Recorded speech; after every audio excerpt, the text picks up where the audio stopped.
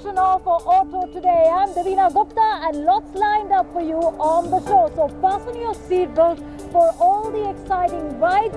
Here's what's on the show for you. On the show this week, we bring you the exciting new Toyota Fortuner. Test drive the Honda Brio after the midlife facelift and the new and the smart Hero Splendor with the green tech, rounding it all up with the auto news.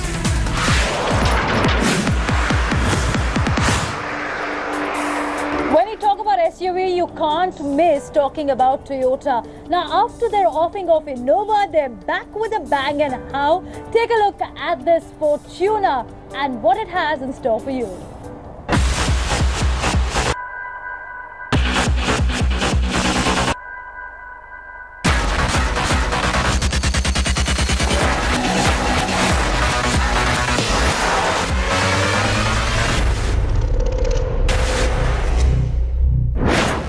Yes, it's back.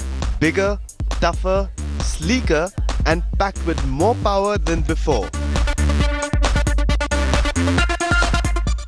Toyota's new Fortuner has just been launched with prices starting at a very competitive 25.9 lakh rupees ex-showroom Delhi. But will it be competitive enough to match the performance of its rivals? Toyota flew us till Kochi in Kerala to sample the new car. So today we've come about 100 kilometers from Cochin to this beautiful place called Vagamon with these rolling tea gardens which you see right behind me to review the brand new Fortuner. The Fortuner has always been popular in India, so much so that Toyota has already pre-booked 250 all-new Fortuners. The design of the SUV played a major role in its success, and Toyota builds on this trait with a contemporary take on the new Fortuner. Gone are the days of the butch, utilitarian looks, and in comes flowing body lines and sharper features. The headlamps are narrow, aggressively swept back, and much apart from what we've seen in the older Fortuner. The bold grille, flanked by thick chrome lines and an almost floating bumper design that's also functionally swept upwards near the base to accommodate its 29 degrees of approach angle. The high belt line towards the rear three-quarters of the SUV adds to the fluid design theme, while the rear continues with the sharpness of the front with its taillights. But owners will be spending time inside the car, and that, like the exterior, is all new too. So we've driven both the automatic and the manual diesel variants of the Fortuner, and as far as the interiors are concerned, both of them have very similar interiors. Now Toyota has ensured touch plastics and a lot of leatherette inside the cabin, and it definitely feels much more plush and much more improved than the previous generation Fortuner. Now, a few differences between the automatic and the manual, of course, is one is the shift selector, with which you also get an eco mode button and a power mode. Eco mode dulls the throttle response a little, but in return will give you good fuel efficiency. The power mode is where you want to be most of the times. Throttle response is immediate. The car feels very powerful, and we're talking about a 2.8 litre engine producing 450 Newton meters of torque. Now the manual also gets another button called IMT. Now what that does is during downshift it will auto blip, which means it'll apply a little bit of throttle and take away the force from the transmission to make that downshift smoother. The ride quality, especially on tarmac, is a little bit on the stiff side. Having driven about 100 kilometers, what has happened is everybody seated in the car has been complaining a little about the jarring ride quality.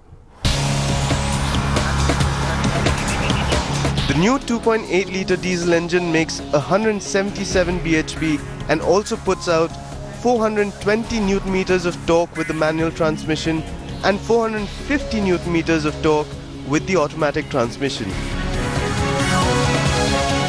That's ample power to move the 2.5 tons of metal that this Fortuner is made of.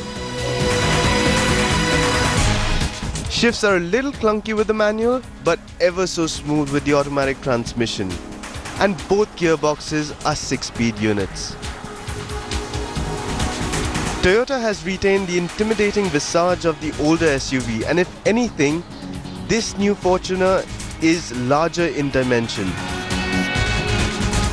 Even then, it could make easy work of heavy traffic and narrow roads with good all-round visibility, easy handling and a tight turning radius.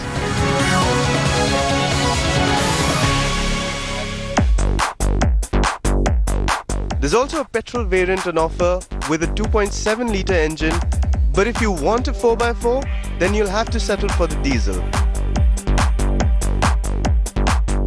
We didn't quite get a chance to employ the easy-to-switch 4-wheel drive mode as the terrain proved too easy for the Fortuner. Mild off-roading could easily be tackled in 2-wheel drive mode. So all in all, we have a brand new SUV that has taken cues from an already successful product and has become better in most aspects.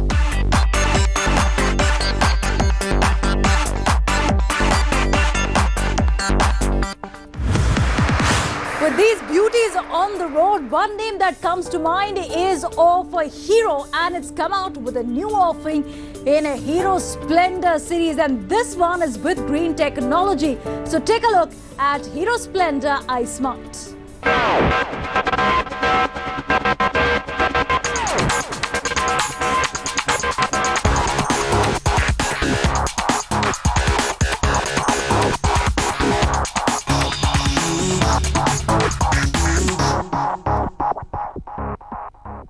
Now, readers of our magazine will know that we've already tested the Hero Splendor iSmart 110. Now, I know that moniker is a bit of a mouthful, but this bike is all new, straight from Hero's Center of Innovation and Technology. And by all new, I mean all new. New engine, new frame, new design, and new expectations. Well, what we had to test earlier was a closed course. Well, we have it at our disposal in real-world conditions, and we're about to see how it gets along.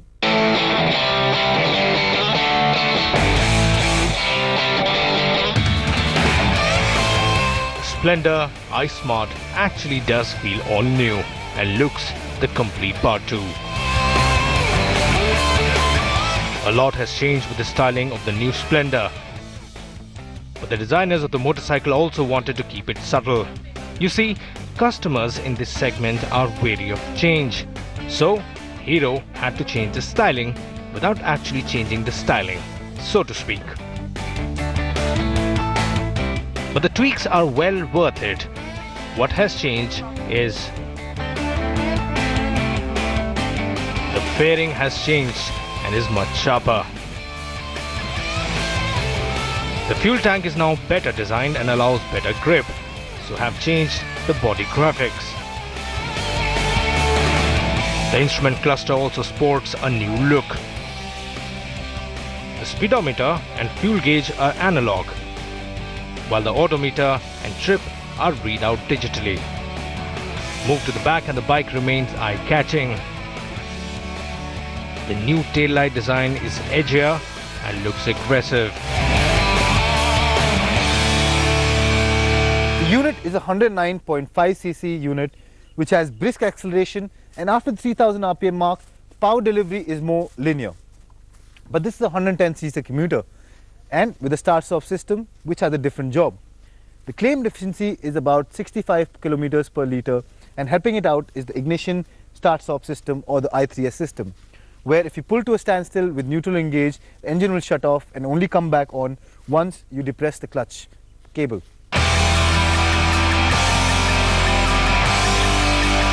Hero says that the bike was made for the commuters and the company went directly to the customers when they were doing their homework. But the commuter also wants performance and fuel efficiency. The all-new 109.5cc 4-stroke engine is now suspended at a slight angle rather than horizontally. and also sits in a new double cradle frame. The unit puts out 9.4 bhp and 9 Nm of torque.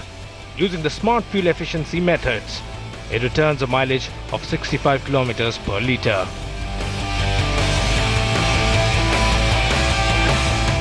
It is a very refined unit, but when needed, it feels peppy and reaches a commuter optimum speed of 60 km per litre without any effort. Hero claims that the bike can reach 100 km per hour in 7.5 seconds. The ride is very comfortable and has improved even further than its predecessor. Though the bike fulfills the commuter role perfectly, it can also be fun to ride, if and when you so wish. With innovations like the automatic headlight on feature, the i3S system, Hero plans to take the commuter game all the way to the next level. But what is surprising though is they really haven't cut corners. Performance isn't compromised, yet fuel efficiency remains top notch, handling is composed, well balanced, and look at the design, it'll turn heads all day long. But overall, the new Splendor is way better than what the old one really was, and we have a feeling Hero is just started to stretch its legs when it comes to development of new bikes. Well, after all that, I'm really tired, need a very short break, so I'm going to sip into my cool drink right here. You also take a short break, but come right back. The excitement has just begun. Now, after the amazing facelift of Honda Amaze, here's a new offering in Brio as well from Honda. Karan Mathur gets us the new look of Honda Brio.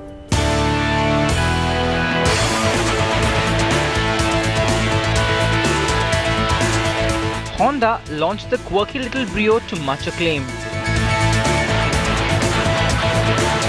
People loved the cuteness factor, but that still didn't help it put it at the top of the charts.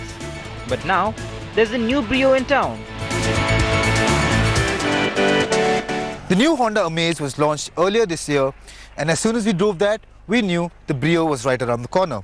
And well, here it is, the brand new Honda Brio. The changes which Honda have made are not mechanical. Where they have chosen to focus their attention on is the styling and features.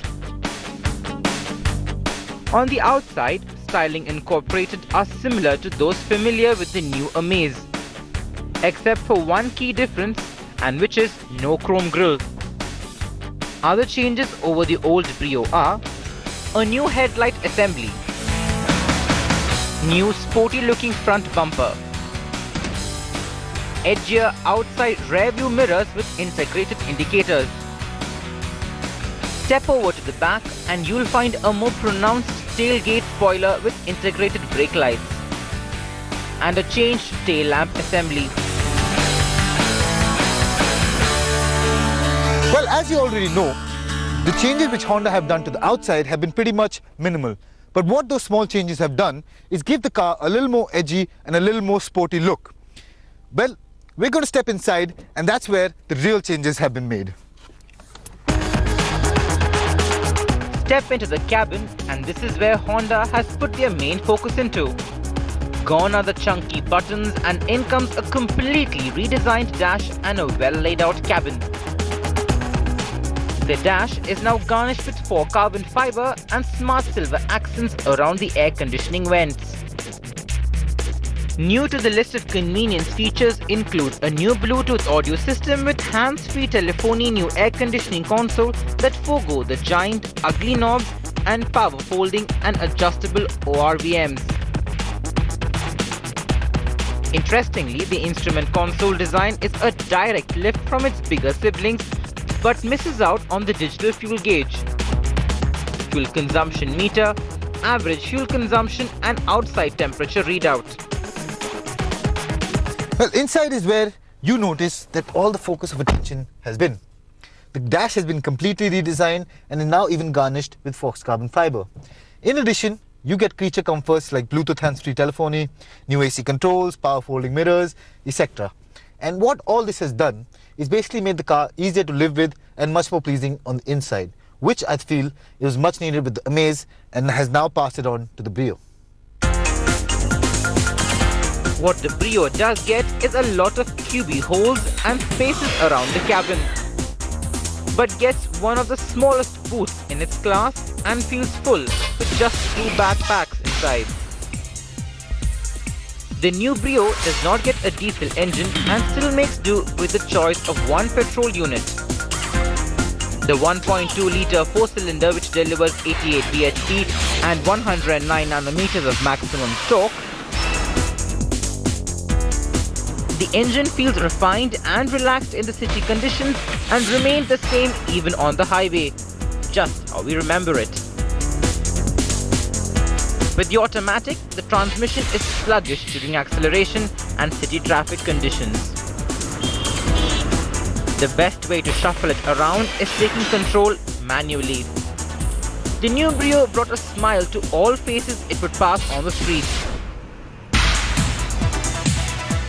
It isn't the most exclusive car in the world, but it ticked all the right boxes. Takes over the reign from the former and bettering itself in the right departments.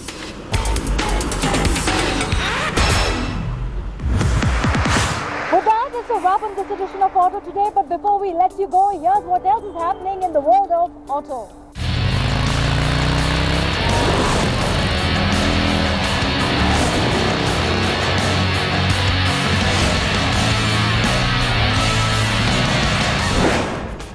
Harley-Davidson unveiled their lineup for 2017 in India with the addition of 2 new models, the Harley-Davidson Roadster and the Harley-Davidson Road Slide Special.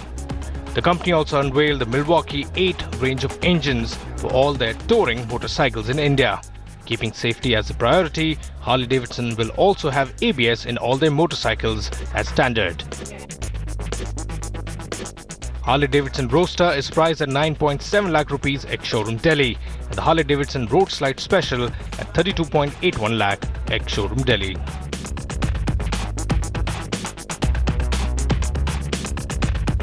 Swedish car makers launched their first flagship sedan, the S90 in India, at a starting price of 53.5 lakh ex-showroom Delhi.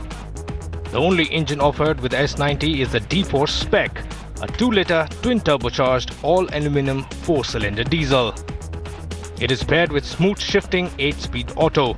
The engine puts out 190 bhp and 400 Nm of torque and has a top speed of 230 km per hour.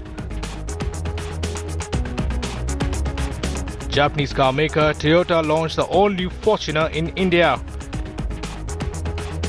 Prices for the popular SUV begin at 25.92 lakh ex-showroom Delhi, while the top-of-the-line variant will cost you 31.12 lakh ex-showroom Delhi.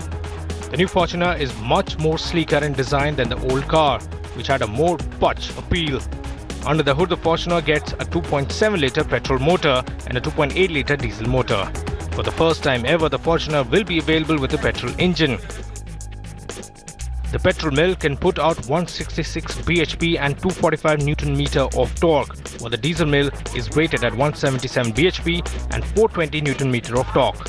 The diesel motor will get 6-speed manual and automatic transmission options, while the petrol motor will make do with a 5-speed manual and 6-speed automatic. After much delay, Volkswagen has finally brought the much-awaited hot hatch Polo GTI to India at 25.65 lakh rupees. While all the new Polo GTI comes with 3-door option, under the hood, Polo GTI gets power from a 1.8-litre TSI petrol engine that will produce maximum power output of 192 bhp and a maximum torque of 230 Nm and is mated to a 7-speed TSG transmission. The Polo GTI can go from 0 to 100 km per hour in just 7.2 seconds. Piaggio Group adds the Moto Guzzi portfolio in India by introducing 2 new launches in the country, namely the V9 for rupees 13.6 lakh and the MGX21 for rupees 27.78 lakh. The V9, a mid-size custom bike, will be available in 2 versions, Roma and Bobber. each with its own distinct style and appeal. The V9 Roma and Bobber are Moto Guzzi's easy cruisers, light, agile and built for excitement. While the MGX21 is dedicated to motorcycle lovers who love to travel in total relaxation without going unnoticed. The MGX21 is the newest bike from the famed line which began in the early 1900s.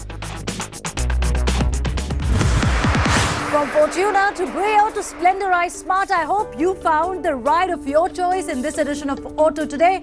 I'll have to say hasta la vista this time, but be with us back next time on Auto Today.